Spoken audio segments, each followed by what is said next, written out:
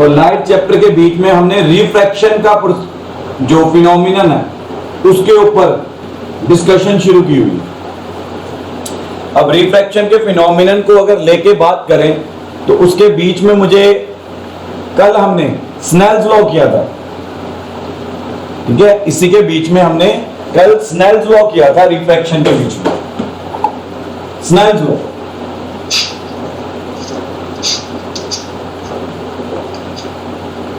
अब Snell's law अगर आपको याद हो तो मैंने क्या किया था, ग्लास स्लैब वाला एक्सपेरिमेंट की हेल्प के साथ स्नेल्स लॉ समझाया था, जिसमें ये नॉर्मल था, ये इंसिडेंट रे थी, this was the incident ray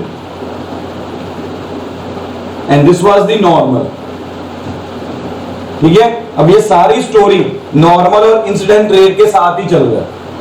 normal क्या होता है, जो परपेंडिकुलर लाइन हो सरफेस के साथ। नॉर्मल क्या था, जो परपेंडिकुलर लाइन हो सरफेस के साथ। अब जब भी right rarer means rarer medium, अब ये सारा कर लिया था, डेंसर मीडियम में एंटर करती है तो लाइट बेंड कर जाती है towards normal, towards normal bend कर जाती है। एंड यहां पर अगर अगेन ये सरफेस के साथ नॉर्मल बनेगा, अब डेंसर में से रेयरर मीडियम में जा रही है तो towards away from normal bend कर जाएगा, अवे फ्रॉम नॉर्मल बेंड कर जाएगा। हमने ये सारा डिस्कस कर लिया था। अच्छा, इस डिस्कशन में एक बात मैंने आपको बताई थी, इस डिस्कशन में एक चीज थी कि अगर ग्लास स्लैब ना पड़ा होता तो लाइट ने ये सीधी जाना था। अब याद रखिएगा, यहां से जो इमर्जेंट रे निकल के आती है ना बेंड होके, ये इसके साथ हमेशा क्या होगी, पैरेलल होगी। ये रूल है मेरा, ये सारा डिस्कस कर लिया था हमने, ये हमेशा पैरेलल में ही होगी, ये स्नेल्स लॉ कहता है। अब स्नेल्स लॉ की हेल्प के साथ हमने रिफ्रैक्टिव इंडेक्स का फॉर्मूला तैयार किया था। रिफ्रैक्टिव इंडेक्स का फॉर्मूला मैंने कल आपको एक बात याद कराई थी, अगर रेयरर मीडियम का रिफ्रैक्टिव इंडेक्स μ1 है, डेंसर मीडियम का μ2 है, तो एंगल इंसिडेंस एंगल यहां पर रिफ्लेक्टेड एंगल, तो μ1 into sine i, μ2 into sine r. तो मतलब मैंने कहा था जिस मीडियम में वो पड़ा उस मीडियम के अंदर जो भी एंगल रे ने तैयार किया, रे ऑफ लाइट ने तैयार किया, उसका साइन ऑफ दैट एंगल लेके मल्टीप्लाई कर दो, this is the Snell's law. हालांकि आपकी बुक्स में स्नेल्स लॉ इस तरह से लिखा होगा,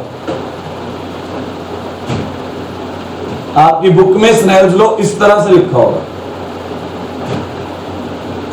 ठीक है। अब मैं इसी चीज को बताने लगा।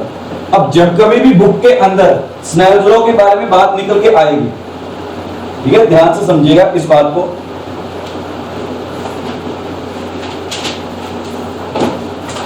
जब कभी भी बुक के अंदर बात करें, ठीक है, ये μ2 upon μ1 is equal to sine i upon sine r की बात की है, तो इसे रिप्रेजेंट कैसे करते हैं, इसे इस अकॉर्डिंगली रिप्रेजेंट करते हैं। इस चीज का मतलब क्या निकल गया था, इस चीज का मतलब आता है μ2 ऊपर है, μ1 नीचे है। इस चीज का मतलब होता है refractive index, refractive index of 2 with respect to 1, इस चीज का। अब कभी कभी बुक्स में इस तरह से सिंबल दिया हो, न्यूमेरिकल्स में कभी कभी ऐसे दे दिया है, ठीक है, तो ध्यान रखना इस बात का, ये सिंबल्स का ध्यान रखना, आपकी एनसीईआरटी के अंदर ऐसे निकल गया। अच्छा, हमने ये तो चलो कल किया था, उससे एक दिन पहले क्या किया था, रिफ्रैक्टिव इंडेक्स हमने जब निकाला था तब हमने क्या निकाला था, स्पीड के विद रिस्पेक्ट टू निकाला था। तो हमने क्या बोला था, स्पीड ऑफ लाइट या velocity of light, velocity of light या speed of light in medium 2 divided by speed of light, नहीं इन मीडियम 1 था, ठीक है, speed of light in medium 1 divided by speed of light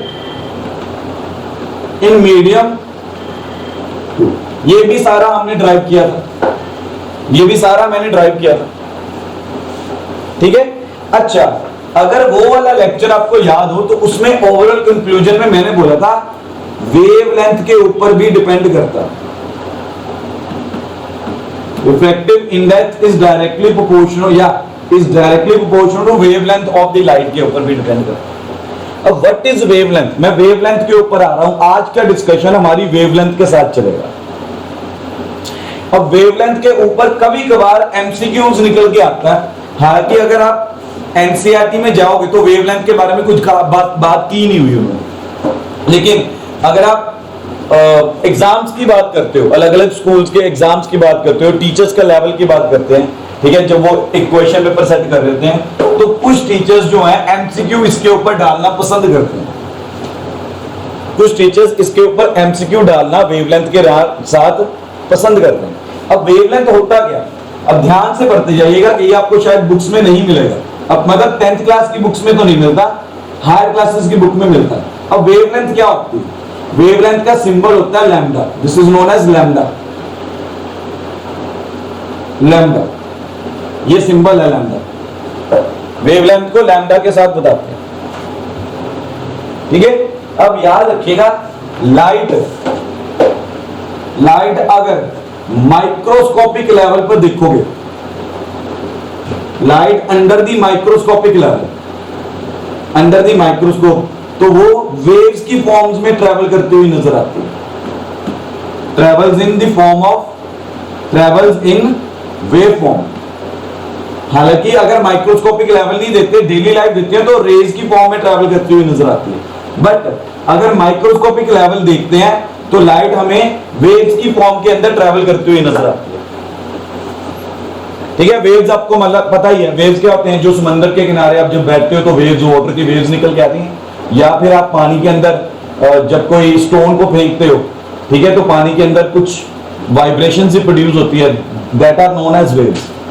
तो light को अगर microscopic level के अंदर देखा जाए, बहुत ध्यान से देखा जाए, तो हमें पता चलता है कि light travels in the form of waves, waves की फॉर्म में ट्रेवल करती है, ठीक है। मतलब कुछ इस तरह से ये, लेकिन इतना स्मॉल है, ये इतनी स्मॉल वेव्स होती हैं कि नेकेड आई के साथ हमें विजिबल नहीं होती। ये इतनी स्मॉल वेव्स होती हैं, आप खुद चेक कर लो, सनरेज आ रही है या आपने आपके रूम के अंदर किसी सोर्स ऑफ लाइट, बल्ब से लाइट निकल के आ रही है या ट्यूबलाइट से लाइट निकल के आ रही है, वहां पर आपको वेव जैसा कुछ नहीं नजर आ रहा। हमारी आईज जो ह्यूमन बींग्स की आई हैं, वो उसे वेव नेचर को नहीं डिटेक्ट कर सकती, देख नहीं सकती। हमें रेज की फॉर्म में ट्रेवल करती हुई लाइट नजर आती है, ठीक है। लेकिन अगर माइक्रोस्कोपिक लेवल में देखें तो वेव्स की फॉर्म में ट्रेवल करती हुई नजर आती है। अब कंबाइंडिंग इसे बोलते हैं क्रेस्ट। ये सारा आपने 8th क्लास और 9th क्लास में देखा होगा साउंड चैप्टर में, इसे बोलते हैं ट्रफ। अब एक क्रेस्ट और एक ट्रफ मिलने के बाद जो डिस्टेंस निकल के आता है, that is known as wavelength. एक क्रेस्ट, एक वेव की एक क्रेस्ट और ट्रफ ने मिलकर जो डिस्टेंस ट्रेवल किया होता है, that is known as lambda, that is wavelength. मतलब एक वेव कब बनती है, जब एक क्रेस्ट और ट्रफ मिलते हैं। अब एक क्रेस्ट और ट्रफ ने मिलकर जो डिस्टेंस ट्रेवल किया फॉरवर्ड डायरेक्शन में, इस डायरेक्शन के अंदर, उसे बोलते हैं वेवलेंथ, उसे बोलते हैं wavelength.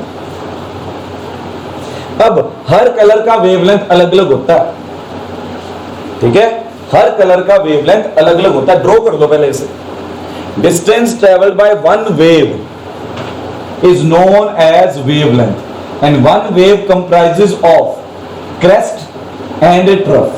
One crest and one trough. One crest and one trough.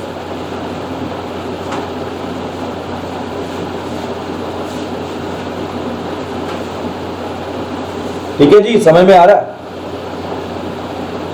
मैं बड़े ध्यान से देख के चल रहा हूं, बड़े ध्यान से लेवल ड्राइव कर रहा हूं आपका। वैसे मैंने आज न्यूमेरिकल सोचे हुए थे, तो मुझे याद था कि ये लेक्चर इसका रहता है, फिर मिस होता होता हो ही जाएगा मिस, ठीक है। यहां तक कर लिया? अरे बोलो भाई, यहां तक कर लिया? अच्छा मुझे बताओ, आपने कभी वेव की टर्म्स में कोई चीज देखी है? कोई चीज आपकी वेव्स की टर्म में ट्रैवल करती हो डेली लाइफ में? देखिए कोई चीज ऐसे? हाँ जी,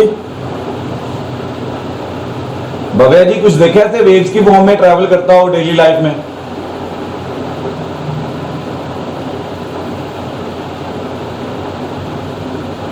भव्या जी बोलना नहीं पसंद कर रहे आप, गूंगे हो गए हो, बोलो कुछ।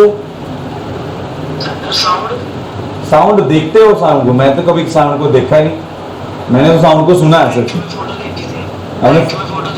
अबे वो कौन सी फोटो देख ली तूने?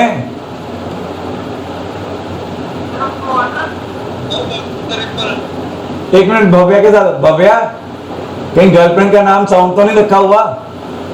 उसकी फोटो देखता होगा तुम, मुझे तो यही लग रहा है।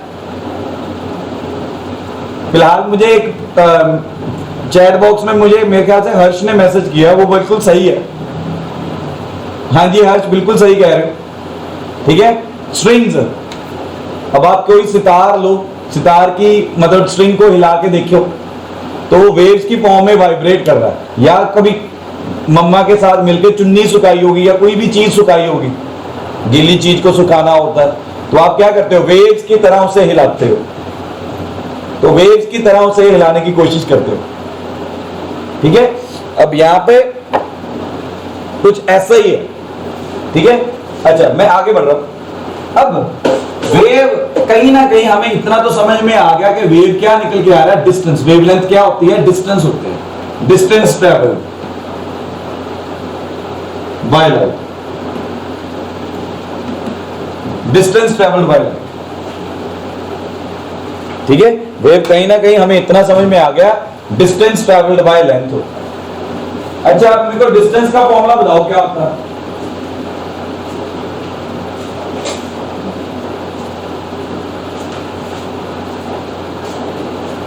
डिस्टेंस का फॉर्मूला क्या होता है? डिस्टेंस का फॉर्मूला होता है स्पीड इनटू टाइम। अब डिस्टेंस की जगह मैं क्या लिख देता हूं, लैम्डा, स्पीड की जगह v, टाइम की जगह t, तो वेलोसिटी को मैं लिख सकता हूं लैम्डा डिवाइडेड बाय टाइम। ये मेरे पास निकल गया,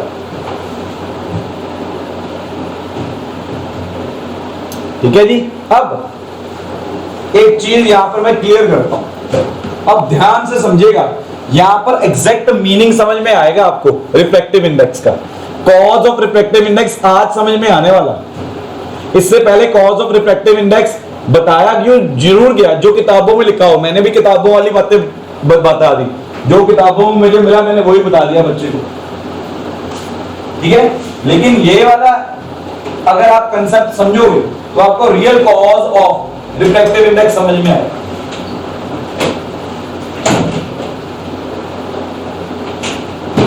एक, ठीक है, real cause of reflective index समझ में आएगा। अब होता क्या है, अगर मेरे पास एक लाइट, बड़े ध्यान से समझना, अगर मेरे पास एक लाइट ग्लास में एंटर कर रही है, एक रे ऑफ लाइट है जो ग्लास में एंटर कर रही है,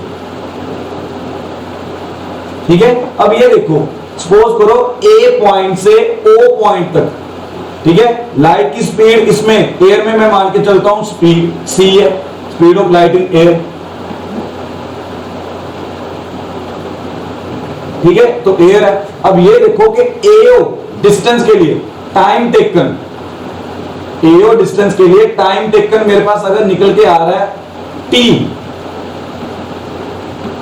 ठीक है। अब जब लाइट ग्लास में एंटर करेगी तो उसकी वेलोसिटी क्या कर जाएगी, डिक्रीज कर जाएगी, स्पीड ऑफ लाइट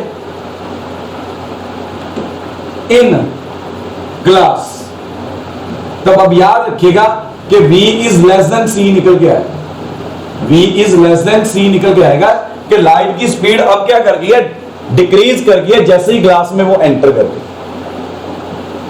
ठीक है। लाइट की स्पीड क्या कर गई है, डिक्रीज कर गई है जैसे ही वो ग्लास के अंदर एंटर कर गई, ठीक है।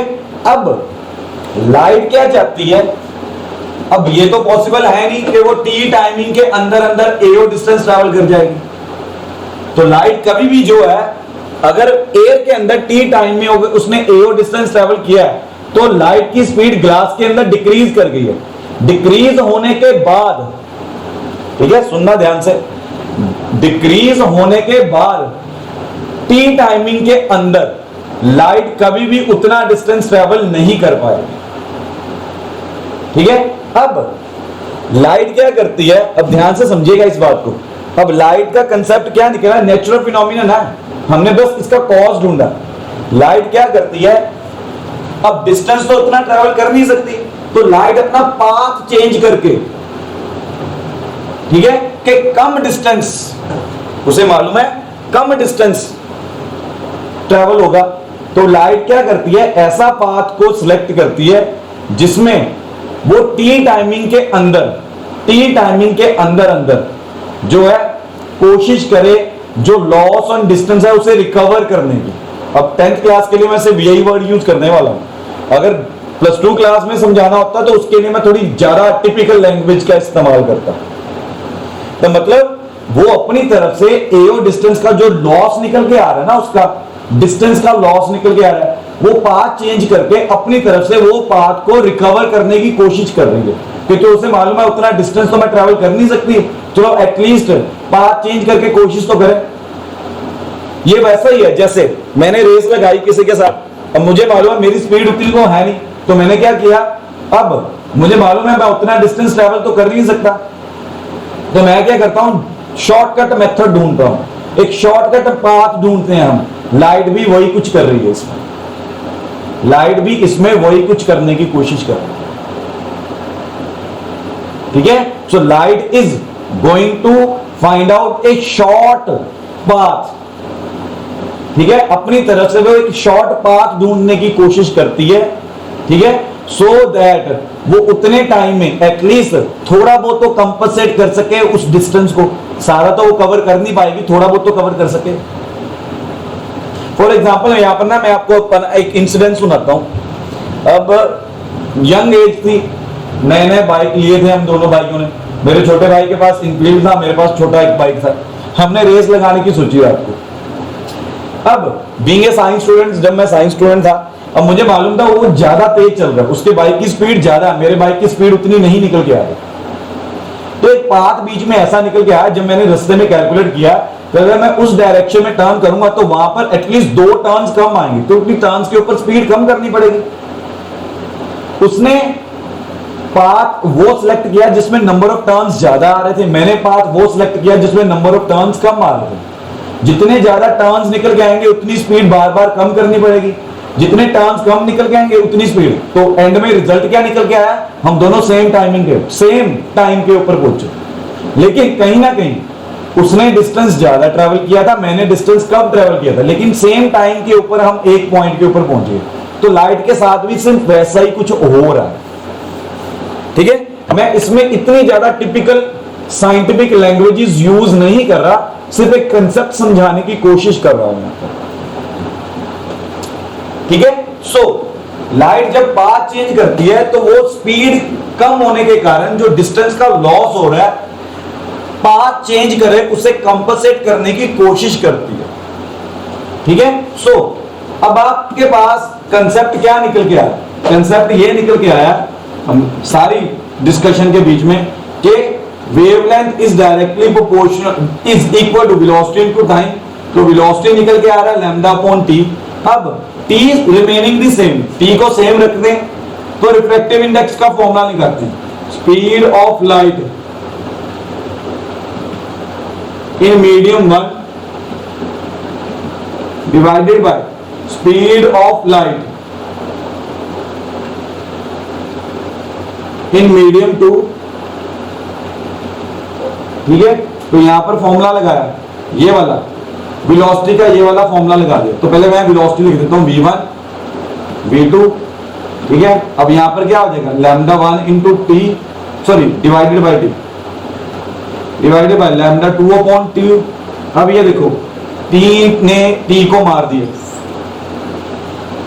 दोनों टी सेम है, दोनों टी एक दूसरे को मार रहे हैं, खूनो खून हो गए।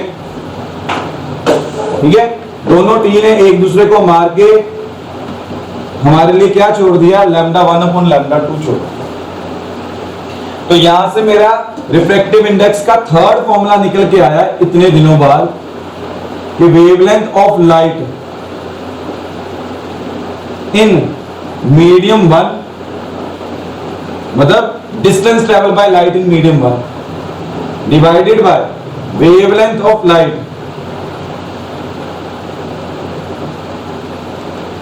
इन मीडियम 2,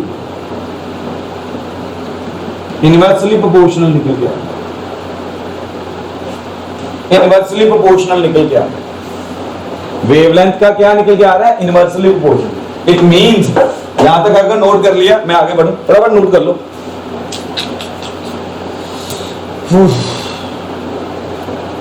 इट मींस, यहां तक सभी को क्लियर है? होप सो क्लियर होगा।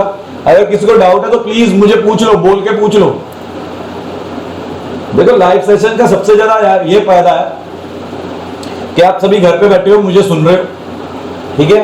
और अगर कोई गलती भी करोगे तो मैं आपको डांट नहीं सकता लाइव सेशन के बीच में, क्योंकि लेक्चर रिकॉर्ड भी हो रहा है, तो आप बच जाते हो। वहां पे मार तो सकता ही नहीं ना, बिल्कुल भी नहीं कर सकता। चलो मैं आगे आ रहा हूं। तो यहां पर मुझे पता चला कि mu 2/μ1 is equal to lambda 1/λ2 है। तो यहां से μ2 is inversely proportional to lambda. मतलब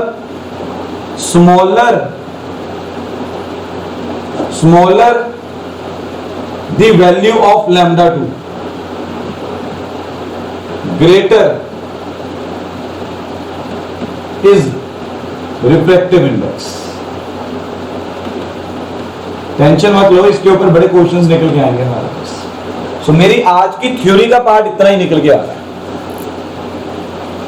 आज की थ्योरी का पार्ट मेरा इतना ही निकल के आ रहा है कि रिफ्रैक्टिव इंडेक्स का रिलेशन बताना था हमने वेवलेंथ की टर्म्स में, ठीक है। मैंने ऑलरेडी न्यूमेरिकल्स के लिए रखा हुआ है, लेकिन न्यूमेरिकल्स के लिए मैंने कल वाला दिन रख लिया। अब वैसे मैंने आज सोचा था, लेकिन अब मैं कल बताऊंगा, ठीक है। तो यहां से अब ये सारा डिस्कस करने के बाद मेरे पास निकल के आ रहा है लॉज ऑफ रिफ्रैक्शन। अब यहां से कंसेप्ट डेवलप कर रहा हूं, लॉज ऑफ रिफ्रैक्शन। अभी तक लॉज ऑफ रिफ्रैक्शन नहीं किए थे हमने, आज किए हैं लॉज ऑफ रिफ्रैक्शन। आज करने शुरू कर देते। तो लॉज ऑफ रिफ्रैक्शन हमें क्या बताते हैं? पहला लॉ ये बताता है, अगर आप पीछे आओ, पीछे वाले फिगर्स की तरफ जाते हैं। अरे कहां गई? ये वाली फिगर के अंदर चेक करो जरा। ये वाली फिगर के अंदर ये मेरा जो भी आपके सामने स्क्रीन पे डिस्प्ले है ना, उसे कहते हैं प्लेन। आपकी कॉपी का पेज जो आपके सामने पड़ा हुआ है ना, जिसके ऊपर आप नोट्स बना रहे हो, पता नहीं बना भी रहे हो कि नहीं बना रहे, ठीक है, उसे कहते हैं प्लेन। अब आप चेक करो, अब आप ध्यान से चेक करो इसमें, ये इंसिडेंट रे, ये नॉर्मल रे और ये रिफ्लेक्टेड रे, ये वाली रिफ्लेक्टेड रे, ठीक है। ये वाली जो रेड कलर के साथ राउंड किया मैंने, ये सारे के सारे प्लेन में लाई कर रहे, are lying in plane, are lying in one plane, ठीक है। सो अगर आप चाहते हो कि रिफ्रैक्टिव इंडेक्स का मतलब रिफ्रैक्शन का प्रोसेस अक्कर करे, तो रिफ्रैक्शन प्रोसेस तभी अक्कर करता है जब नॉर्मल, ये सारी imaginary, normal is the imaginary line, incident ray and reflected ray, ठीक है, are all lying in a plane, सारे के सारे एक ही प्लेन के अंदर अगर लाई करेंगे तब रिफ्रैक्शन का प्रोसेस अक्कर करता है, तब जाकर मेरा रिफ्लेक्शन का प्रोसेस अक्कर करता है। तो मैं क्या कर सकता हूं यहां पे लॉज में? सबसे पहला पॉइंट मेरा ये निकल के आएगा, the incident ray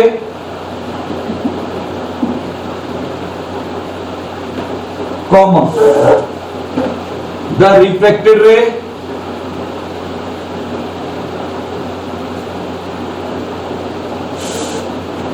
and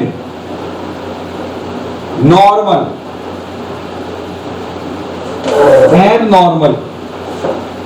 at the point of incidence. अब आप चेक करो जरा, एवरी टाइम अगर आप देखो जरा, एवरी टाइम नॉर्मल इस तरह से एट पॉइंट ऑफ इंसिडेंस, ये इंसिडेंट होके आ रही है, इस पॉइंट के ऊपर आ रही है, इस तरह से ये रिफ्लेक्टेड रे इसके ऊपर आके इंसिडेंट हुई है, तो नॉर्मल हमेशा पास करके जा रहा है जिस पॉइंट के ऊपर इंसिडेंट रे आके मिलती है सरफेस को। Normal at the point of incidence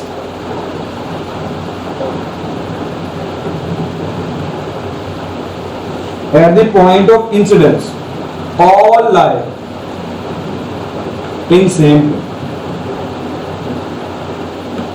All lie in same plane.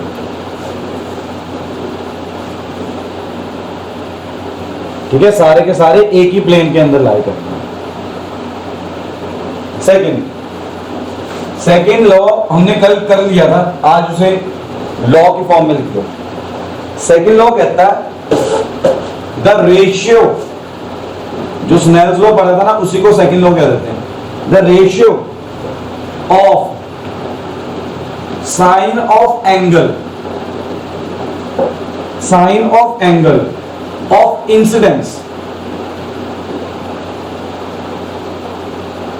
incidence to the sine of angle of refraction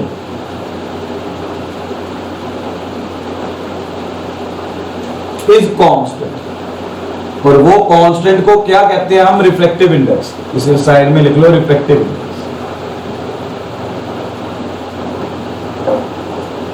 bracket में अगर लिखना है तो रिफ्लेक्टिव इंडेक्स लिख लो। Ratio of the sine of the angle of the incident to the sine of the angle of refraction is हमेशा क्या निकल के आएगा? कांस्टेंट। समझ में आ रहा है? चाहे आप कौन से भी रूम में करिए एक्सपेरिमेंट परफॉर्म, या ओपन में करिए एक्सपेरिमेंट फॉर्म, ठीक है, चाहे स्पेस में जाके कर लीजिए, तो ये वाला हमेशा कांस्टेंट ही रहने वाला, उसमें कोई चेंजेस नहीं आएंगे। ठीक है, तो इसे कहते हैं laws of refraction. It is known as laws of.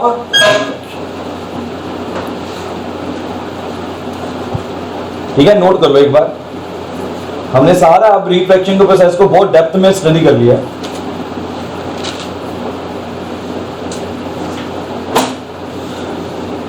ठीक है, तो मेरा एक क्वेश्चन निकल के आ रहा है यहां पे, बड़े ध्यान से देखिएगा। ठीक है, एक एक्सपेरिमेंट परफॉर्म किया। ठीक है, एक एक्सपेरिमेंट परफॉर्म किया, ग्लास लैब एक्सपेरिमेंट। ठीक है, तो मेरे पास एक रे इस तरह से जा रही है। अब ये रे मैंने प्लॉट कर दी। अगर ग्लास लैब ना होता, अगर ग्लास लैब ना होता तो ये रे ने सीधी निकल के आना था। ये वाली रे ने सीधी निकल के आना था अगर ग्लास लैब ना होता। अब मैंने ग्लास लैब इंट्रोड्यूस कर दिया। ठीक है, अब ग्लास लैब इंट्रोड्यूस होगा तो ये वाला पॉइंट मेरा निकल के आ रहा है पॉइंट ऑफ इंसिडेंस। ये जो मैंने राउंड किया, this is known as point of incidence. हमने पढ़ा ना पीछे लोगों में, पॉइंट ऑफ इंसिडेंस। तो इसके ऊपर मैंने क्या किया? एक नॉर्मल प्लॉट कर दिया। ये एक नॉर्मल प्लॉट कर दिया रेड कलर का, उसके ऊपर पॉइंट ऑफ इंसिडेंस के ऊपर एक नॉर्मल प्लॉट कर दिया मैंने रेड कलर। अब ऑब्वियस है, अभी तक हमने सारी डिस्कशन में पढ़ा रेयर, ये डेंसर। अब जब भी लाइट रेयर मीडियम से डेंसर मीडियम में जाती है तो लाइट क्या कर जाती है? बेंड कर जाती है। तो इस तरह से लाइट क्या करती है? बेंड करती है। ये एंगल ऑफ इंसिडेंस निकल के आया, ये एंगल ऑफ रिफ्रैक्शन निकल गया।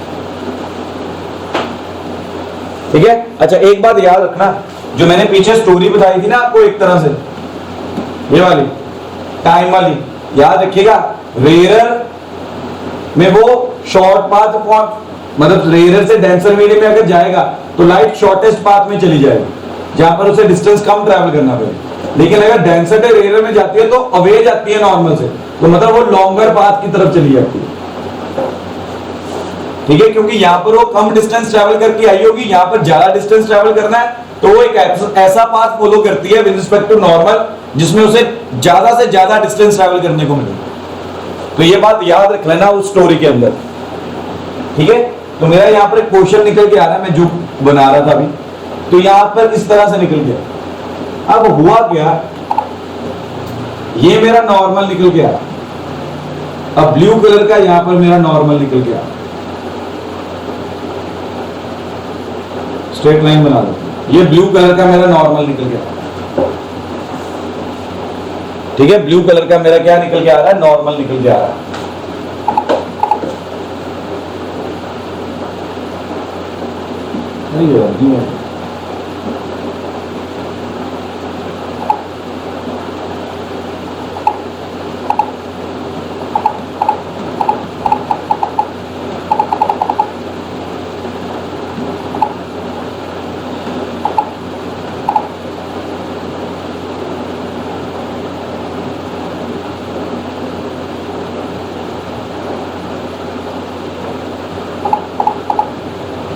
डॉटेड ही बना देता हूं इस तरह से, ठीक है। अब लाइट ये पाथ में जा रही है, ठीक है, एक पाथ ये निकल के आया, ठीक है, एक पाथ ये निकल के आया, एक पाथ ये निकल के आया, ठीक है। बेंड होने के बाद लाइट इन पाथ से जा रही है, ठीक है। लाइट ये पाथ जा रहा है, ये पाथ जा रही है, ये आ गया ए, ये आ गया बी, ये आ गया सी, ठीक है। विच रे या इमर्जेंट रे, इसे कहते हैं emergent ray, which emergent ray is correct out of A B C. इतना सा एमसीक्यू का क्वेश्चन बोर्ड में आया हुआ। चलो जी, हर्ष ने बता दिया। और कोई बच्चा? कौन सा? सी। चलो, सी बोल रहे हो कि बी? अच्छा, बी बोल रहे हो कोई? चलो, बी फॉर बॉल वाला हो गया। कोई खास रीजन बी बोलने का? कोमल, एक मिनट बेटा, एक मिनट, कोमल से पूछने दो। कोमल, कोई खास रीजन बी होने का? क्योंकि जब light denser to rare medium में जाती है तब वो नॉर्मल से ओके जाती है। तो वो तो सी भी जा रही है अवे, तो बी और सी दोनों ही जा रही हैं अवे फ्रॉम नॉर्मल, तो सी क्यों नहीं निकल गया? बोलो बोलो, टेल।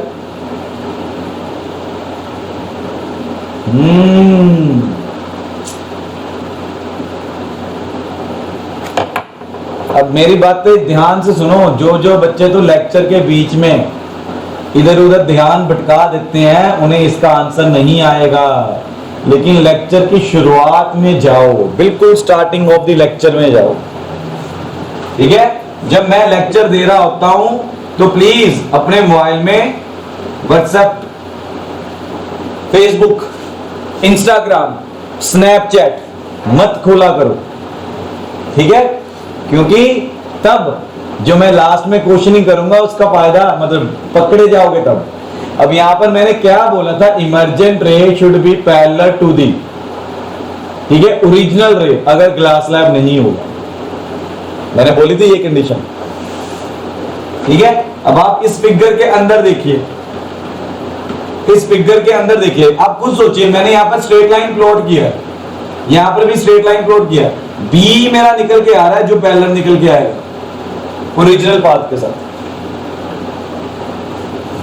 ठीक है। तो पेपर में अगर आप इसका रिप्लाई देते हो तो रिप्लाई इस तरह से आएगा, B ray is correct, B is correct,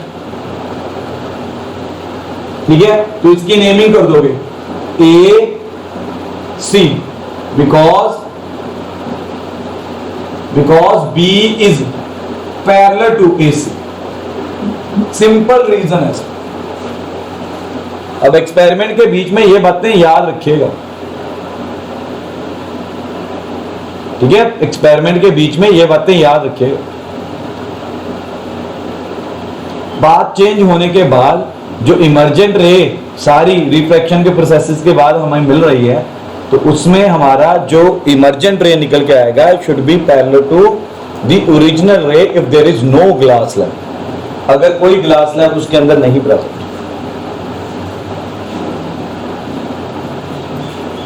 ठीक है। बाल को समझ में आई बात, ठीक है। तो दिस वाज द रीजन। अच्छा, एक और क्वेश्चन आपसे बात कर ले, ये लास्ट क्वेश्चन है आज के सेशन में। अच्छा, refractive index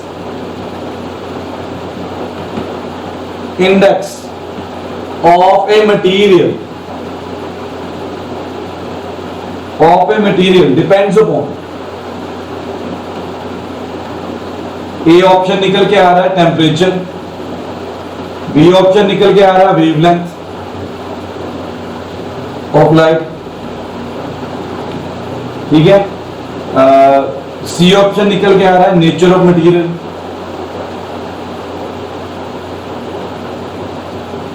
and D option निकल के आ रहा है ऑल अबव। इसका आंसर क्या निकल गया?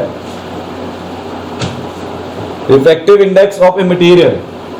ठीक है, तेजिंदर ने दे दिया आंसर। और कोई बच्चा? Sir all of all of the above. क्यों? रीजन दो पहले।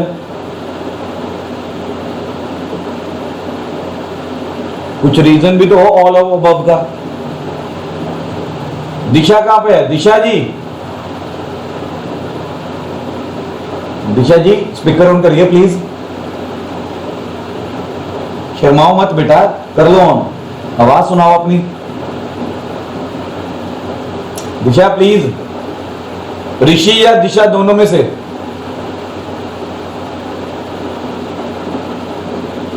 हाँ जी सर।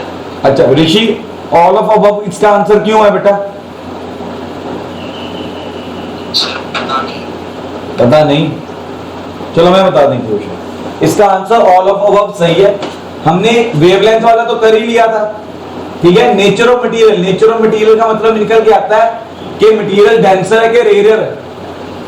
मटेरियल डेंसर है कि रेयर है, तो ये सी ऑप्शन भी निकल गया। टेम्परेचर, अब याद रखिएगा, अगर मटेरियल का टेम्परेचर चेंज करोगे तो रेयर और डेंसर मीडियम की वैल्यूज में चेंजेस आते हैं। रेयर और डेंसर मीडियम, ठीक है, वो चेंज होना शुरू हो जाता है अगर आप टेम्परेचर हाई करोगे। सो ये वाले एमसीक्यूज, ऐसे वाले एमसीक्यूज थोड़े से अपनी बुक्स में से निकालिए, रीड करिए, आपका और कंसेप्ट क्लियर होता जाएगा, आपका और वाला कंसेप्ट क्लियर होता जाएगा। सो रिफ्लेक्टिव इंडेक्स हमने लाइफ में पहली बार पढ़ा, काफी डेप्थ में पढ़ा हमने 3 दिन लगाए इसके ऊपर। तीनों दिन हमने एक ही फॉर्मूले को 3 तरीके से स्टडी किया, 3 डिफरेंट वे से स्टडी किया, ठीक है। कल वाला सेशन हमारा न्यूमेरिकल्स के ऊपर निकल के आएगा, हम कल इसके न्यूमेरिकल्स के ऊपर बात करेंगे, तो आपको न्यूमेरिकल्स के अंदर भी कुछ ना कुछ नयापन मिलेगा, ठीक है। तो आज वाला सेशन मेरा यहीं पर खत्म होता है।